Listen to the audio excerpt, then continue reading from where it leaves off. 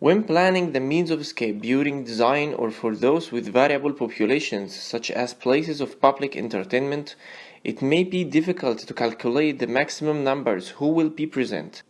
In addition, there will be occasions when it will be necessary to determine the maximum numbers of people who should be allowed to occupy a particular space. So in order to achieve a realistic calculation as to how many may or should be occupying a certain space, reference must be made to density factors.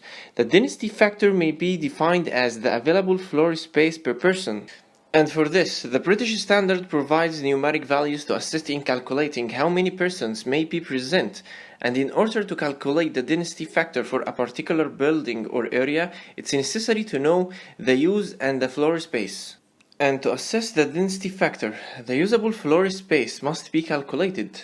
So, the usable floor space excludes permanent features like stairs, toilets, lifts, escalators, corridors, and other circulation spaces. And in order to calculate the number of people, it's first necessary to divide the floor area by the floor space allowed per person. And to understand it practically, please consider the following example.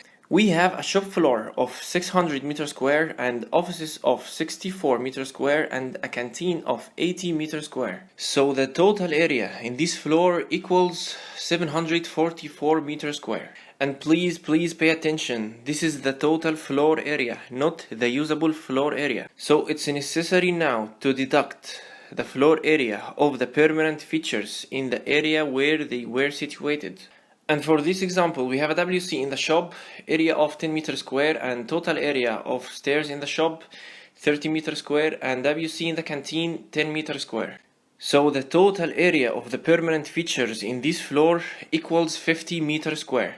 And now we are ready to calculate the usable floor space, which equals 694 meters square. And from standard, in this example, the density factor for the shop floor equals 2 meters square per person, and for the office 6 meters square per person, and the canteen 1 meter square per person.